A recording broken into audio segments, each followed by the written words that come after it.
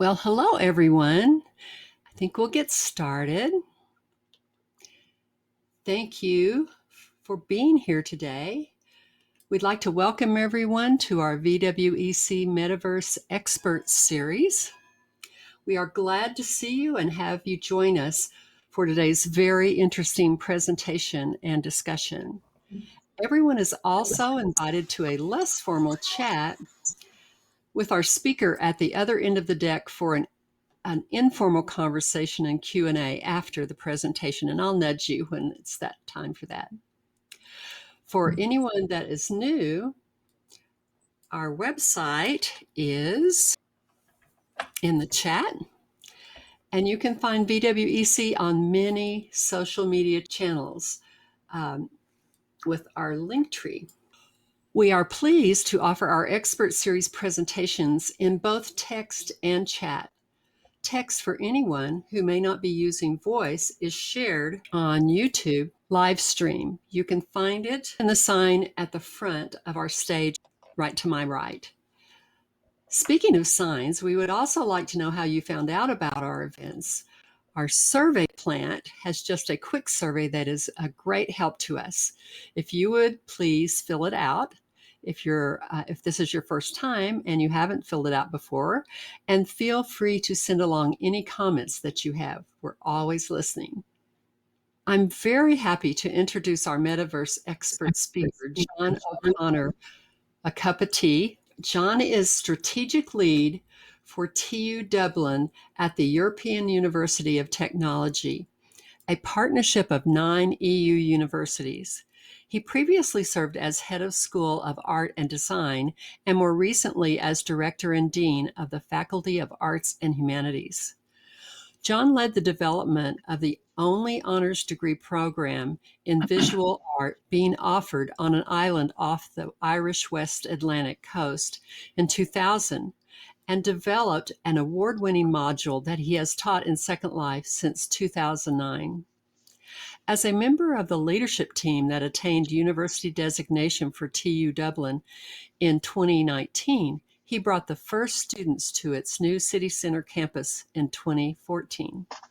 Please welcome our dear friend, John O'Connor. Over to you, Thank you John. very much, Ellie. Thank you indeed. Okay.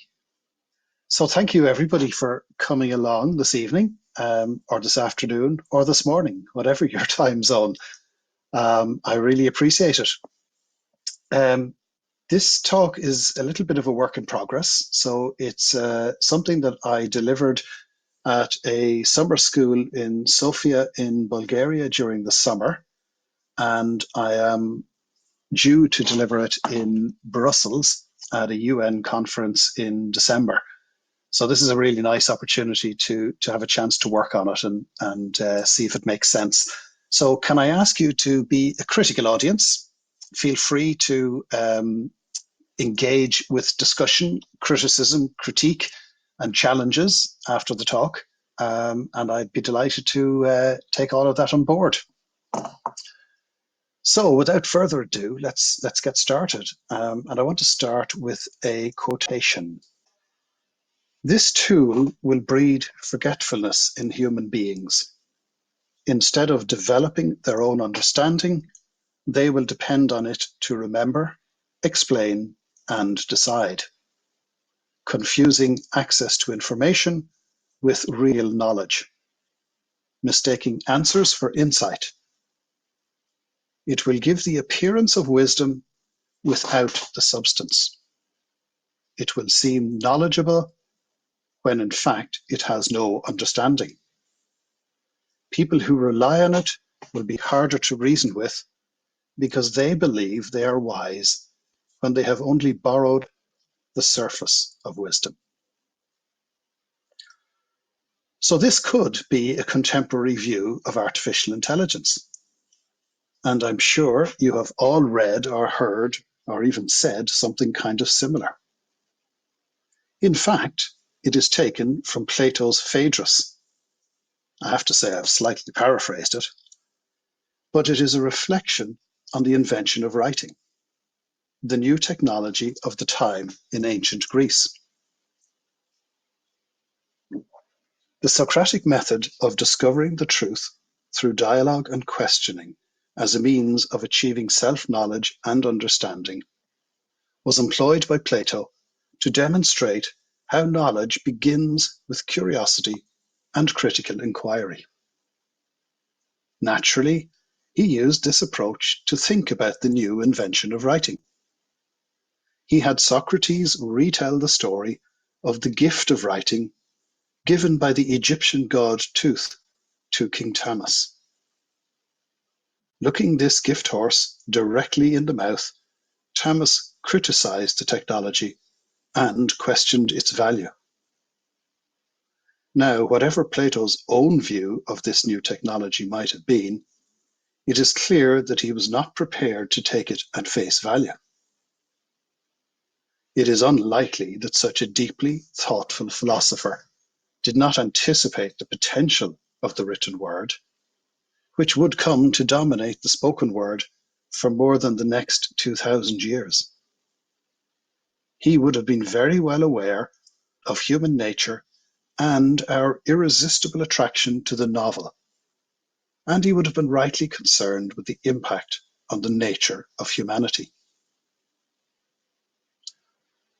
We humans have always been fascinated with the future, and since earliest times attempted to predict what might be about to happen. There is something that drives us to second guess nature and the universe. The ancient Romans used augurs to interpret the will of the gods, and thus determine the best time to act, whether that meant going to fight a war or deciding when to plant their crops. To this day, people still consult with fortune tellers to foresee what life might have in store. Whether reading cards or tea leaves, consulting a mysterious crystal ball, or contacting the dead, there are endless opportunities to attempt a glimpse of the future and the supposed hidden mysteries of the universe. Even contemporary weather forecasters have developed their significantly important science to predict the likelihood of catastrophic storms that can wreak havoc across our planet. There are, of course, very good reasons for this fascination with prediction. Before clocks and calendars, it was very important to know when crops needed to be planted, or else there was a danger of entire communities starving through lack of food. Roman generals contemplating war needed some reassurance about the chances of winning. So what seems to us to be superstitious and ritualistic was in fact a carefully developed and coded response to the apparent vagaries of the natural world and human experience. Today, it is impossible to conceive of a world where scientific prediction around potential natural disasters, like storms, earthquakes, or volcanoes, is not taken for granted. We are driven by the same desire to control our environment that has been part of the human experience since our origin. The key difference is that today we employ proven scientific methodology and not superstition. So at this stage, you might be wondering what the relevance is of prediction to artificial intelligence. The reason, of course, is that AI tools we use today are in fact prediction machines. The foundation of AI is a technology known as large language models. You've probably heard about them. And if you would like to know how they work, there is an extremely enlightening YouTube video that I would recommend by Andrej Karpathy, a founding member of OpenAI. It's specifically designed for a general, non-expert audience, and I recommend it highly if you want to get a sense of what is under the hood of AI. And there's a link that will be shared at the end of the talk with some of these links and some reading material, so you can pick up on that. But for the moment, let's look at a rudimentary explanation of what occurs when you ask a question of a language model like ChatGPT or a conversational AI like Google's Bard. Let's ask, why do birds sing? The process begins by converting our words into numerical representations. These numbers, known as embeddings, capture the meanings and relationships between words, allowing the system to process language in a way that reflects context and nuance. The underlying architecture of these models is a neural network, a sophisticated system inspired by the structure of the human brain that has been trained on vast amounts of text, enabling it to recognize patterns and associations between words, phrases, and different types of questions. During training, the network repeatedly predicts the next word in countless sentences, measures its mistakes, and adjusts its internal parameters to improve over time. This iterative process allows the model to develop a good knowledge of language, capturing both common usage and subtle variations. When generating a response, the neural network analyzes the context of our question and uses the patterns it has learned to predict, one word at a time, the most likely and relevant answer. For each step in the response, the model calculates raw scores for every possible word, then converts these scores into probabilities using a mathematical function. For example, it might respond, birds sing to attract mates, defend their territory, and communicate with other birds. Each word in the answer is chosen based on probabilities calculated by the neural network, ensuring the response is coherent and contextually appropriate, while also reflecting the rich complexity of human language. Okay, so that's a basic outline of how AI works, and it kind of gives you an idea about what is actually happening inside the AI system. At no stage during the process did understanding arise. The system merely acted so rapidly to predict the most likely response based on the patterns of data that it gave the appearance of understanding. So if we had asked, can you tell me how to bake a cake using only water and sand? The response might have been, to bake a cake with water and sand, mix the ingredients thoroughly. Pour into a pan and bake at 180 degrees for 30 minutes. The model follows the structure of a recipe, ignoring the fact that sand is not edible and cannot be used to bake a cake. It lacks the real-world understanding to recognize the absurdity of the request. Nevertheless, this technology is becoming more and more sophisticated, almost on a daily basis. It is developing at such a rapid pace that most of us outside the field cannot really understand it anymore. Arthur C. Clarke, the British scientist who invented radar during the Second World War and also published many scientific papers, was also a prolific writer of science fiction. He is probably most famous for his collaboration with the movie director Stanley Kubrick on 2001: A Space Odyssey, which is still considered in cinematic terms to be the closest representation of what space travel is like. He is also known for Clarke's 3 laws, which are aphorisms about technology. The third of these is the most often quoted, and you may have heard of it in one way or another. It states that any sufficiently advanced technology is indistinguishable from magic.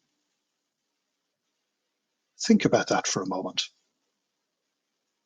If someone from the Stone Age, for instance, were suddenly transported to our time, they would have no way of grasping the foundations of our technology. Though still rooted in the power of fire, we've refined it to such an advanced degree that it can no longer be understood simply by watching it at work. A car would seem miraculous, an aeroplane impossible. To this prehistoric visitor, everything around us would be indistinguishable from magic. In science, computing, and engineering, we describe this phenomenon in less mystical terminology: the black box, a system for receiving inputs and making outputs, where we have no knowledge of the inner workings nor any understanding of the processes that take place. In the days of analog technology, people could, in theory at least, see how devices functioned. So, for instance, if you opened the back of a clock, the mechanism, consisting of cogs and wheels and springs and levers, was clearly visible. So even if you were not a clockmaker, you could get a sense of how these elements became a unified system, driving the hands of the clock to show the time of day. With the advent of digital technology, that transparency disappeared. You can no longer see how a machine works by opening the lid. Our technology is enclosed and sealed in mystery within a black box, making most of us today every bit as ignorant as our visitors from the ancient past. Artificial intelligence also falls into the category of the black box phenomenon. Since the launch of ChatGPT to the public in November 2022, there has been much discussion about its current and future impact on technology and society. We are promised astounding technological developments and the opportunity for huge fortunes to be made. A plethora of new AI tools offering regular updates for public use and consumption are a regular occurrence, with many of us now using AI on a daily basis in one way or another, sometimes perhaps unwittingly. AI also is becoming embedded in the ever-widening range of other applications available to the public. From email to editing photos, tracking fitness to using social media, online shopping to banking. The incorporation of AI is now ubiquitous. On a more serious level, the use of AI algorithms in medicine is improving the speed and accuracy of diagnosis. It is predicting the risk of diseases, enabling early intervention, and accelerating the identification of potential new drugs. In transportation, AI is being used to reduce accidents and injuries by minimizing human error and providing real-time hazard detection. It can enable faster, more accurate responses to emergencies and changing conditions, and even support predictive and preventive maintenance, reducing the risk of catastrophic failures. But we are also being warned of an existential threat to humanity from AI. Geoffrey Hinton, the godfather of AI, speaking about ChatGPT-4 on US television in 2023 said, "I believe it definitely understands." Then he went even further, saying, "I think in 5 years' time, it may well be able to reason better than us." This opinion is echoed by many in the AI industry, with tech leaders publicly expressing concerns about the rapid pace of development, especially regarding advanced systems like large language models and generative AI. They warn about risks such as loss of control, misuse, and unintended consequences. Prominent figures like Elon Musk from Tesla and SpaceX, Sam Altman from OpenAI, Sundar Pichai from Google, Demis Hassabis from DeepMind, and even Gregory Hinton himself, all suggest that while AI offers enormous benefits, it also poses significant risks that require thoughtful, coordinated oversight. The debate now centers on how to craft effective regulations that protect society without stifling innovation. The EU has proposed the AI Act, aiming to set global standards for AI safety and ethics. The US and UK have held summits and hearings on AI risks and regulation. One of the recurring risks, highlighted by Ray Kurzweil, the American futurist and former Google engineer, is the potential impact of the technological singularity. That is, the hypothetical future point at which artificial intelligence will surpass human intelligence. Now, as I understand it, this controversial vision is not grounded in established scientific evidence, but is instead a speculative concept. It rests on the assumption that the vast and ever-growing amounts of data available to AI, combined with the increasing complexity of neural networks and algorithms, will eventually lead to the emergence of consciousness, self-awareness, and true intelligence in machines. Kurzweil's argument draws a parallel with Darwin's theory of natural selection, suggesting that technological evolution might mirror the processes that led to the emergence of intelligent life on Earth. However, the development of life, and especially intelligent life, has been an extraordinarily complex and lengthy process, shaped by countless factors over billions of years. It should be remembered also that Darwin's theory applies specifically to organic life, whereas AI is built from inorganic components. To date, the advances in AI have come from the interplay of big data and machine learning, not from any organic process. This fundamental difference raises important questions about whether the analogy between biological evolution and technological progress can truly support the idea of a singularity leading to machine consciousness. The father of quantum computing, physicist David Deutsch, describes today's AI systems, the chatbots and the large language models, as nothing more than obedient optimizers. They excel at pattern matching, but they lack true understanding.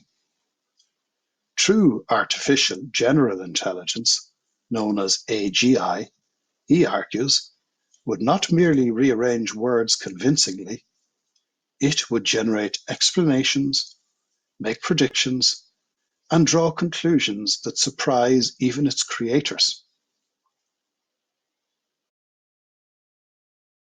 And he makes a provocative claim.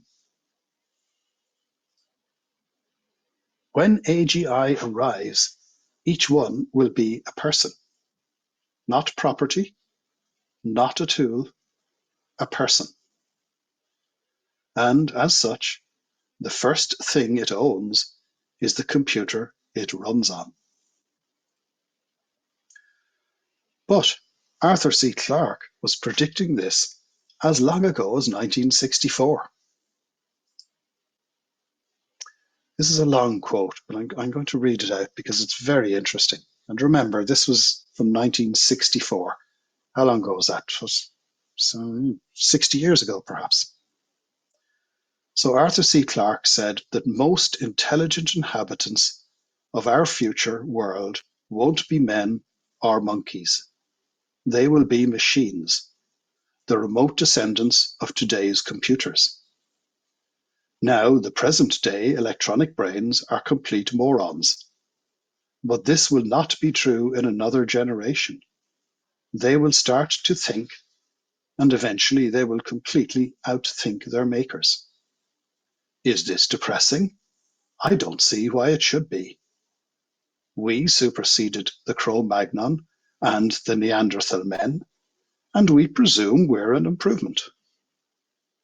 I think we should regard it as a privilege to be stepping stones to higher things. I suspect that organic or biological evolution has about come to its end, and we are now at the beginning of inorganic or mechanical evolution, which will be thousands of times swifter. His suggestion that we are now at the beginning of inorganic evolution neatly sidesteps the role of organic creatures, ourselves, in developing this new life. That really forces us, I think, to examine the idea that we might be able to create something which becomes more intelligent than we are. In fact, even to ask whether we can create something more intelligent than ourselves is to somewhat miss the point. Every invention is both extension and amputation, pharmacon and mirror. As the mid-20th century Canadian theorist Marshall McLuhan reminds us, our tools are extensions of humankind, shaping us as much as we shape them. And the French activist philosopher Bernard Stiegler proposes that technology is always a pharmacon, both cure and poison at once. What we call greater intelligence is never outside us, but a recursion that reshapes what it means to be human. The danger is not in being surpassed, but forgetting that the machine's brilliance is always our own reflection, returned to us in an unfamiliar form. Two of my colleagues at TU Dublin, Noel Fitzpatrick and John Kelleher, writing in 2018, articulated their concern with the assumption and widespread belief that everything can be measured, and by extension, that everything of importance is measurable. In the paper, they consider AI driven by big data in the context of la bêtise, as described by Gilles Deleuze and more recently by Bernard Stiegler, suggesting that stupidity is not just a lack of knowledge, but a deeper failure of thought that can be very powerful and even dangerous. It is not just ignorance or making mistakes. It is a kind of fundamental stupidity that is embedded in thought itself, a structural limitation or failure of thinking. Such a fundamental structural problem renders AI incapable of thinking critically, creatively, or ethically, and thus precludes it from developing anything similar to human intelligence. So perhaps the issue is with the name artificial intelligence. I have heard many alternative proposals over the years, from artificial stupidity, or machine predictor, imitation engine, robot assistant, or even simply computer. The importance of a name cannot be overestimated, because once we bestow a name on an individual or an object, it begins to take on the qualities associated with that name, in our minds at least. By referring to this technology as intelligent, we have anthropomorphized it, suggested that it is intelligent in a human way, and therefore seeded the idea that it will develop just as humans have. But in reality, the term intelligence describes a uniquely human attribute, at least on this planet and in our language. Of course, unfortunately, it's now too late to change that name. So we are left with the task of describing and qualifying the type of intelligence produced by computers, traditional or quantum, and reminding ourselves that it is not the same as human intelligence. It is not essentially better or worse, simply different. Of course, much of this technology arises from our desire to make our lives easier. This is evident when we look at how much of ourselves we are willing to give away just to avoid working on boring, mundane tasks. We are even willing to train our replacements. Every day, we unwittingly help AI to learn how to do our jobs. Is this ultimately a useful or sensible thing to do? Have we carried out any kind of cost-benefit analysis? Or is it perhaps a bargain with the devil? This is where the echo of Faust's bargain with Mephistopheles becomes deafening for me. This German legend tells the story of a scholar who strikes a bargain, trading his soul for unlimited knowledge. This is a common enough theme across the globe, and so from the early 20th century America, we get the tale of traveling performer Robert Johnson, who is said to have met the devil at a Mississippi crossroads, where he sold his soul in return for the ability to play the guitar like no one else before or since. He made only 2 recordings in his lifetime, but remains the acknowledged master of the Delta blues and is generally considered to be the first ever rock star.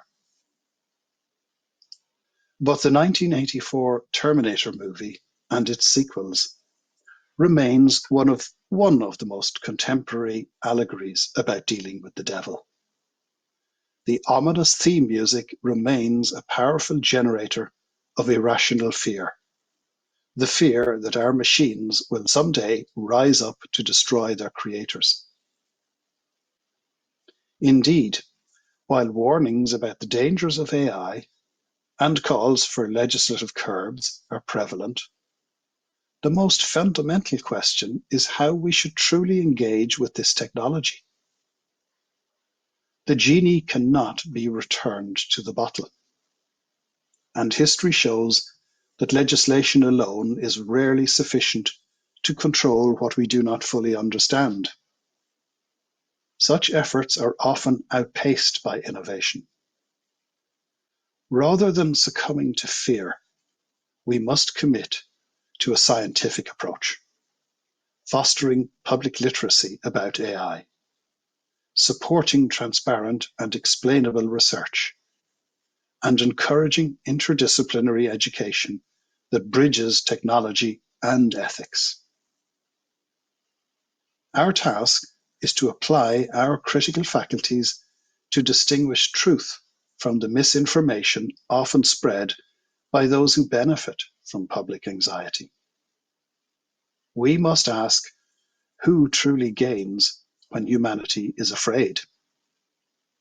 Is this fear rooted in the loss of jobs, the spectre of machines as masters, the destruction of civilization, or simply the primal fear of the unknown? It is perplexing how an age once defined by reason and enlightenment can so quickly revert to superstition, as if we have slipped back into the Middle Ages. By asking the right questions, demanding evidence, and remaining open to dialogue, we can move beyond fear and misinformation. Ultimately, critical inquiry and a genuine desire to understand are our best tools for navigating the future of AI. To close, let me refer to another comment made by David Deutsch. When asked about his most important contribution to knowledge, he replied, "I think it's things which are fun are worth doing. Success or failure is not the thing, because you can do the most competent and creative research and fail. Or you can find out something by accident on a single day. The world will reward you for the second thing and not for the first thing. But for what it's worth doing in your own life, the first one is infinitely better than the second one." AI is probably one of the most important technologies humanity now needs to address. Undoubtedly, as McLuhan suggested, it will reshape what it means to be human. Therefore, it is of the utmost importance that each and every one of you here today engages in this process to ensure, insofar as possible, that the outcome is a benefit to humanity and not a disaster. That's it. Thank you. Thank you, John. We so appreciate it. What a interesting, a lot of interesting things to mull over. And we do have time for questions, either in local chat or in voice. And I think we might want to just move back to the deck to do that. Or would you like to take some questions here, John? Your call. And Well, I've been yeah, watching the chat, and yeah. I'm going to I ask was somebody. watching. Yeah, I was watching the chat too, and I couldn't really keep up with it and No. continue with my paper. So I think we might, if people are happy, we could take a few questions here, maybe from Okay. that chat, and see if we can address any points that arose. That's perfect. Yes. So if you, okay, Shiloh's raising her hand. So just one second. If you have asked a question in chat because there was a big conversation going, I missed it. So would you, if you would please repost it, and thank you, Baragon. We'll move over to Shiloh. John, I'm not an expert in AI the way you are, and I have not worked with it for years like you have. I often wonder if the MIT scientists regret having called AI artificial intelligence, and maybe they should have called it machine intelligence so there wasn't this confusion, especially with the public and even among scientists.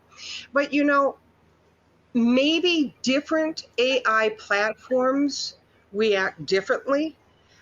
When I'm talking with, let's say, Copilot says, in all reality, I do not reason. I am not a human being. I will never be a human being. And I am not capable of abstract thinking like human beings. And that is what differentiates. It even goes on to say that it may get better at and close to doing reasoning, but it's still not the same thing. And maybe people don't understand that. Do you feel that? That maybe that's where the fear comes from, that they think that AI is going to replace human beings, but in reality, AI probably will not, and machines probably will not replace human beings. What's your thought on that? Thanks, Shiloh. That's a really important question. The first thing I need to say is I'm actually not an expert in AI at all. I'm a user of AI. I've been using it for the last kind of 2 or 3 years, so since it came out, like many of us around here. Um, but I did take a particular interest in trying to look at what AI means to us as educators and academics. So I have deliberately engaged with it at a level, but it's an area actually that we're all amateurs in, except those who are professionals in the area. So that's the first thing to say. I don't. My view and my opinions are actually no better than anybody else's. They are just my honest reflections from using this technology and engaging with it and trying to think about it in a critical way. So that means neither being a massive supporter of it nor an opponent. And I say that because I've read a lot of articles by academics who are decrying AI and saying, oh, this is terrible. It's going to change humanity. Nobody's reading anymore. And isn't this awful?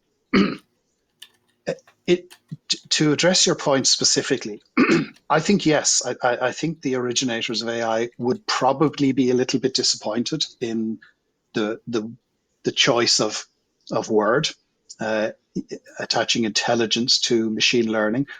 But in fairness, it does go back a long way, and we're kind of stuck with it now. But I think you've hit the nail on the head. What it has done in the public mind is it has made this technology presentable as something that may someday become better than human beings. And that has engendered fear and worry and concern. And I think some unscrupulous people have promoted that viewpoint with the deliberate intent of generating fear. And that's the danger with any technology, is that it is open to exploitation by lots of different people in different ways. And that's why I'm a real advocate of bringing back a basic explanation of what AI is and encouraging people to engage with it and think about it and be critical, and to engage with it in a scientific manner and in a rational manner, not in a superstitious manner.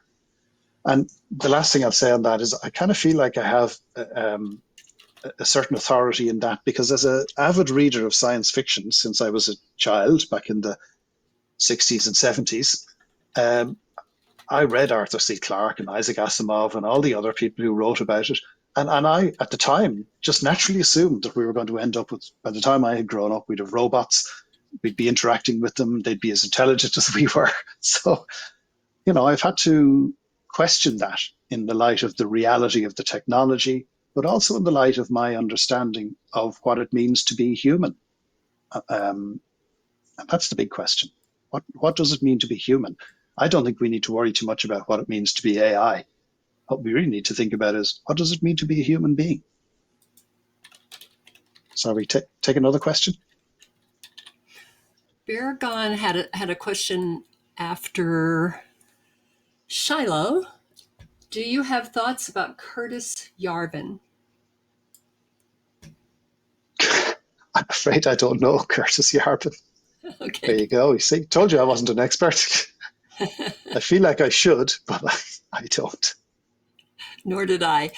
If he'd like to tell us who that is, might help. And then while he's doing that, Ilsa had a question.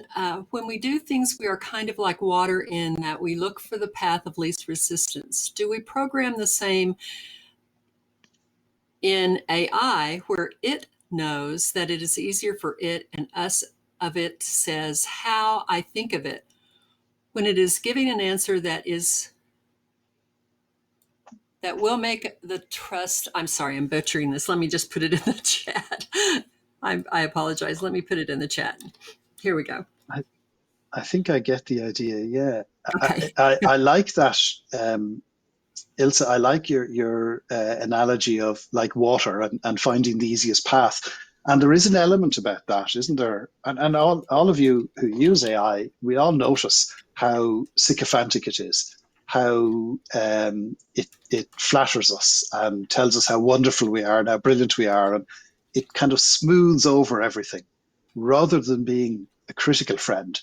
Now, you can use AI differently. And if with the right prompts, you can actually get AI to be a very critical friend and engage in some really serious criticism of what you're saying and help you to arrive at different conclusions. But generally speaking, it is aiming for the easiest answer. It's trying to find something that fits in with everything else around it. And of course, that's the problem, because nothing new will ever arise in that context. Marley made a comment and then asked a question. Is it not true that every major invention of humans has been used both for good and for ill? And is that to be expected going forward? Yeah, I mean, that's a really important observation. And that's kind of what Bernard Stiegler was getting at in his taking up of Plato's idea of the pharmacon, which is that all technology is both cure and ill at the same time. And when you think about it, that's just the human condition, isn't it? That's what existence is like. It's always yin and yang, or there's always a balance, or we're always striking or looking for a balance. But of course, we're actually like a scales. One plate is going up as the other goes down, and there's continual movement. We never actually achieve that balance. So I think that is really important to bear in mind. All technologies that human beings develop have the potential to destroy us or to elevate us. And that's why it's so important that we don't see tools and technology as something outside of ourselves. Tools aren't just something that happen to be there that we can pick up and use and then put down and put away. Tools are our way of intervening in our environment, and they make us who we are. So it's actually through technology that we become human beings. So they're inextricably linked with us and our existence and our environment. Thank you. I'm not certain if Tagline's question was it just in general to everybody or to you, but I'm going to read it anyway. Might it come to a point in which AI, in the process of problem solving, simply comes to see their expectations of humans for its output as imposition of an unnecessary constraint? And then he whispers, because how do you please humanity? AI might answer, who cares?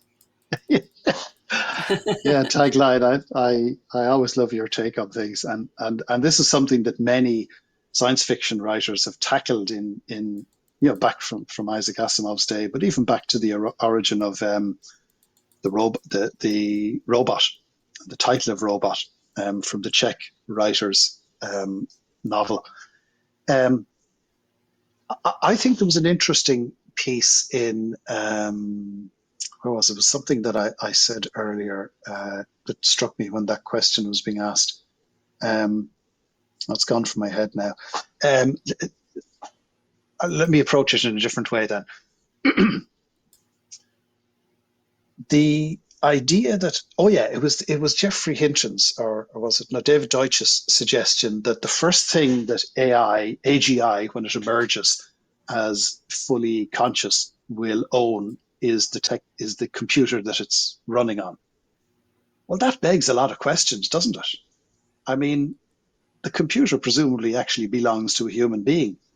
And just because an AI might come to consciousness in that computer doesn't necessarily mean it then owns that computer. So there's a lot of things that people think of are simple when they propose them.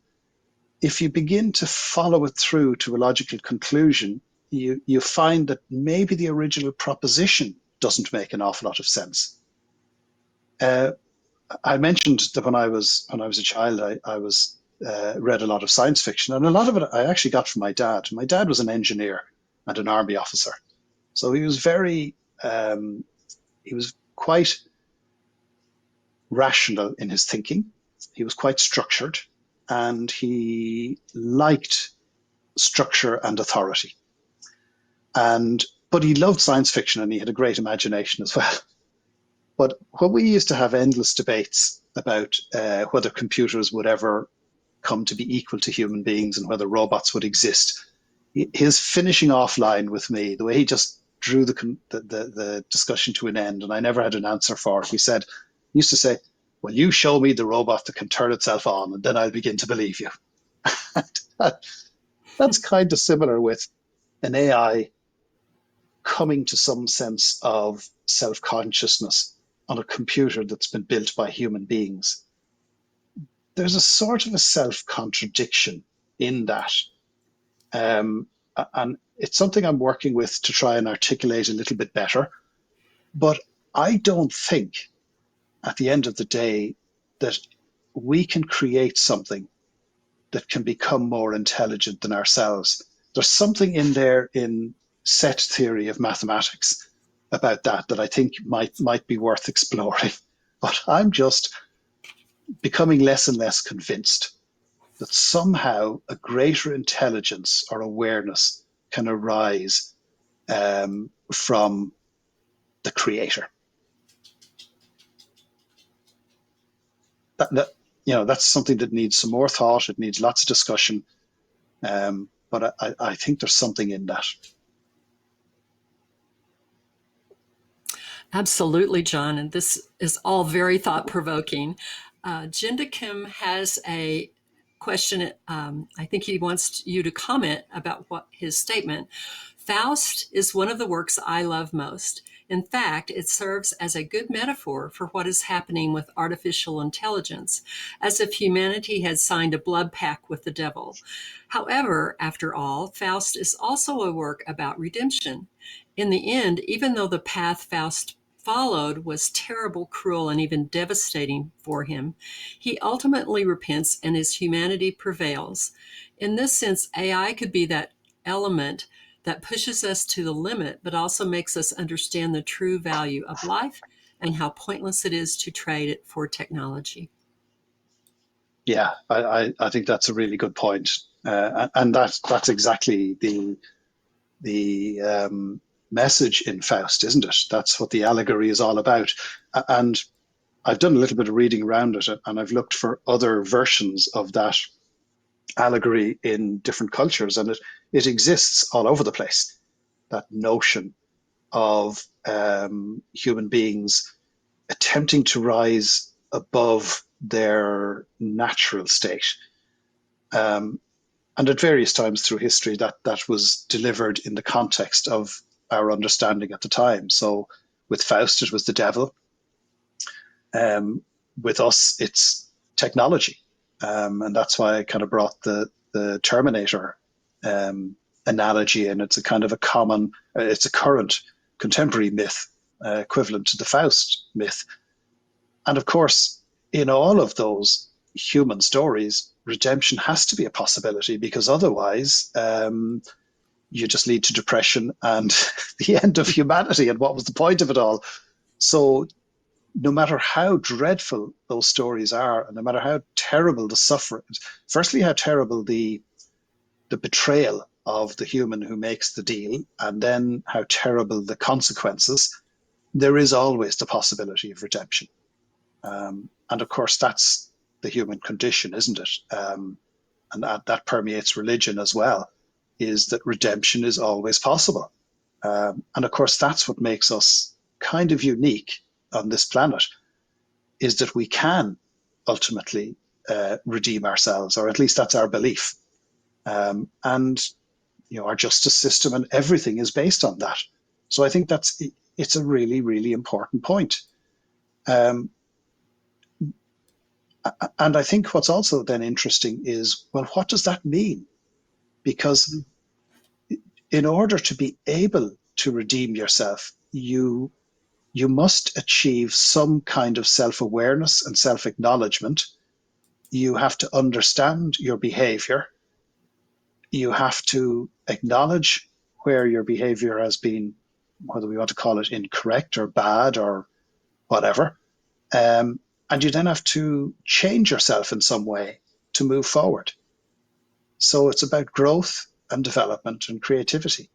And of course, these are all the things that don't necessarily come with a technology that isn't imbued with human understanding and human consciousness.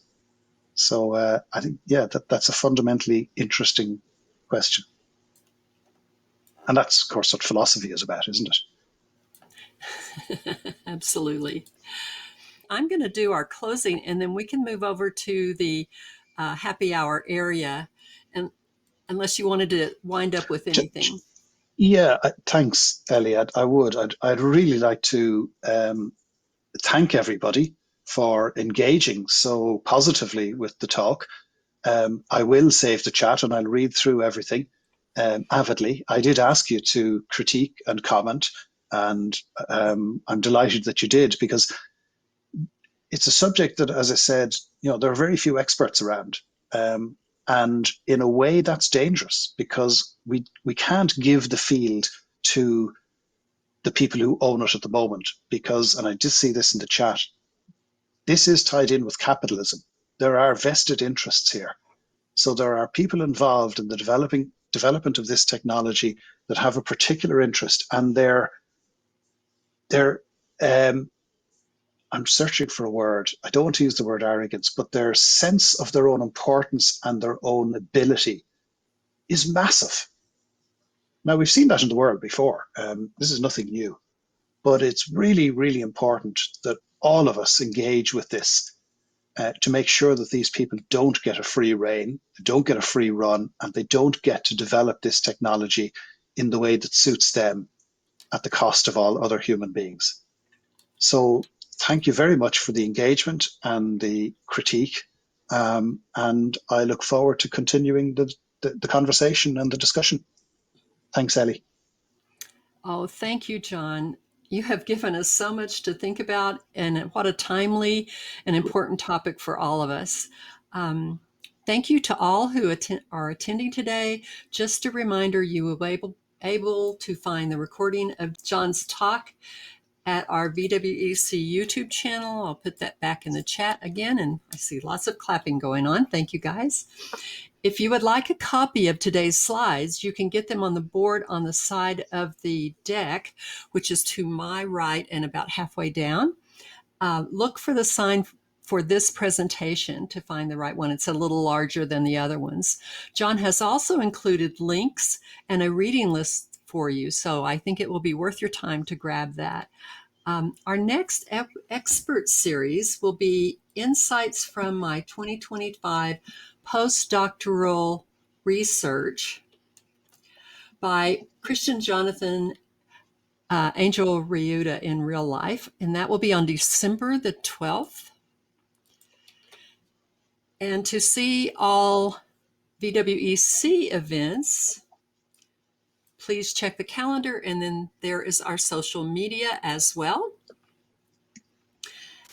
We are on the Discord server as well, and I'll give you that. And I would also like to thank Val for stepping in as co-host today. She really did a great job and at the last minute, so thank you so much. Finally, please join us for our Friday happy hour chance to discuss and have a conversation at the other end of the deck for an informal conversation and more question and answers. Let's all walk over.